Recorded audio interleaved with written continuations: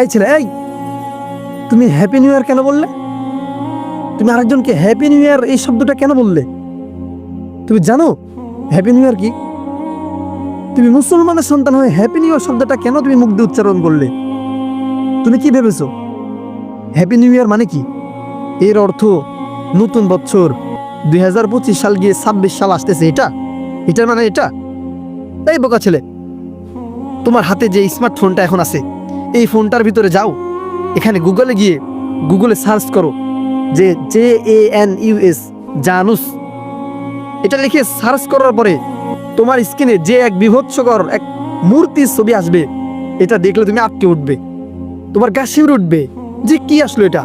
এখন বলবে, নাহিদ ভাই বুঝলাম না, তাই আছে হ্যাপি নিউ ইয়ারের সাথে মূর্তির কি সম্পর্ক? কি এটাই তো আমাদেরও প্রশ্ন। তুমি দেখো এমন একটি মূর্তি আসবে এবং মূর্তির নিচেও একটা ইতিহাস আসবে, ইতিহাসটা পড়ো, তাহলে তুমি খুব ভালো করে বুঝতে পারবা যে হ্যাপি নিউ ইয়ার এটা কি। হ্যাপি নিউ ইয়ার এটা হচ্ছে খ্রিস্টান, রোমান মুশরিক, ইহুদি, তাদের তৎকালীন সময়ে তারা এই 31 একটা পূজা তারা করত। তাদের এই পূজার মূর্তির নাম হচ্ছে জানুস, যার মাথা হচ্ছে 2টা। এই মূর্তির পূজা তারা এই হ্যাপি নিউ ইয়ারে করত। এখন বলবে যে নাহিদ ভাই, মানে আপনার কথা তো বুঝতেছি না, মাথাতে যাচ্ছে না। আমরা হ্যাপি নিউ ইয়ার একটু গান বাজনা, একটু আনন্দ, একটু হইচই করেছি, এতটুকুই তো। এখানে তো পূজার তো কিছু আমরা দেখতেছি না, আপনি তো মনে একটু বেশি বলতেছেন। আরে বোকা ছেলে, আমি তোমাকেই বলতেছি, আসলে তোমাকে দিয়ে একটা উদাহরণ দেই, তুমি বুঝবা। মনে করো তোমাকে আমি প্রশ্ন করতেছি যে আমি আর তুমি তো মসজিদে নামাজ পড়ি, তাই না? মসজিদে নামাজ পড়ি, তো নামাজের সময় হয়ে গিয়েছে, নামাজের রক্ত হয়ে গিয়েছে। এখন আমরা যদি মসজিদ ছাড়া যে কোনো জায়গায়, এক খোলা মাঠে, পবিত্র জায়গায় যদি আমরা মানে এই নামাজের সময়ে দাঁড়িয়ে নামাজ পড়ে নিই, তাহলে কি আমাদের নামাজটা হবে না? তুমি বলো, তোমাকে প্রশ্ন করলাম। আমরা মসজিদ ছাড়া নামাজের সময়, যে সময়, ওই সময় যদি আমরা অন্য কোথাও নামাজ পড়ে নেই, মাটিতে একটা পবিত্র জমিনে, তাহলে কি নামাজ আমাদের হবে?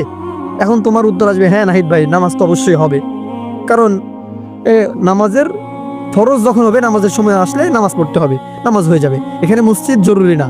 তাহলে নামাজের জন্য যদি মসজিদ জরুরি না হয়, হ্যাঁ, নামাজের ওয়াক্ত হইলে যেখানে সেখানে নামাজ পড়ে নিলেই যদি নামাজ হয়ে যায়, তাহলে আমিও বলবো এই হ্যাপি নিউ ইয়ার অর্থাৎ 31 রোমান মুশরিকরা এই দিনে পূজা করত। হ্যাঁ, এই 31 রাত 12টার আগে এবং পরে, এই মধ্যবর্তী সময়ে তারা এই জানুস দেবতার পূজা করত। এই সেম কাজটা আমি মুসলমানের সন্তান, আমি আর তুমি করতেছি, শুধু পার্থক্য এতটুকু, মন্দির নেই। এখন তুমি বলো যে আমাদের পূজা হচ্ছে কি হচ্ছে না? বলো নামাজের রক্তে যদি মসজিদ ছাড়া অন্য কোথাও নামাজ পড়লে নামাজ হয়ে যায়, তাহলে পূজার সময়ে, পূজার রক্তে কেউ যদি মন্দির ছাড়া, মূর্তি ছাড়া যদি কেউ কেবলমাত্র ওইভাবে নাচানাচি, গান বাজনা, হই হুল্লোড়, ডেকসেট বাজায়, তাহলে সেই সময়ও ওই তার পূজাটা হয়ে যাবে। আর তুমি এটা করতেছো, এটার ভয়াবহতা আল্লাহ বলে ইন্না শিরকা লাযুলমুন আযীম, যে এই পূজা এটা শিরক। হ্যাপি নিউ ইয়ার এই শব্দটা শিরক, এটা রোমান মুশরিকদের একটা প্রবাদ, তারা আমাদের মধ্যে এটা ছড়িয়ে দিয়েছে, এটা শিরক। আর শিরক করলে কি হবে জানো?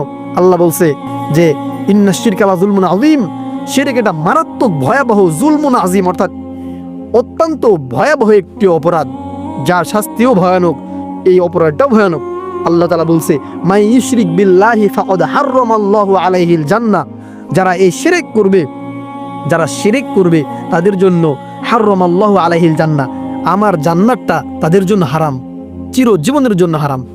কাজে আমি বলবো হ্যাপি নিউ ইয়ার নামক শিরক এটা আমরা আর কোনোদিন করব না। আমাদের মুখ থেকে আজকের পর থেকে আর কোনোদিন হ্যাপি নিউ ইয়ার নামক শব্দটা আমাদের মুখ থেকে যেন উচ্চারিত না হয়। আমরা নিজেও করব না, কাউকে করতেও দেব না। হ্যাপি নিউ ইয়ার নামক শব্দের ইতিহাস আজকেই এইখানে কবর দিয়ে দিলাম আমরা। হ্যাপি নিউ ইয়ার শব্দ যেন আমাদের মুখ থেকে দ্বিতীয়বার আর উচ্চারিত না হয়, এবং এই 31 যেন আমরা কোনো রকম হই হুল্লোড়, গান বাজনা এগুলো যেন আমরা না করি। আল্লাহ তাআলা আমাদের সবাইকে এই হ্যাপি নিউ ইয়ার বা 31 নামক ভয়াবহ শিরক থেকে বাঁচার তৌফিক দান করুন।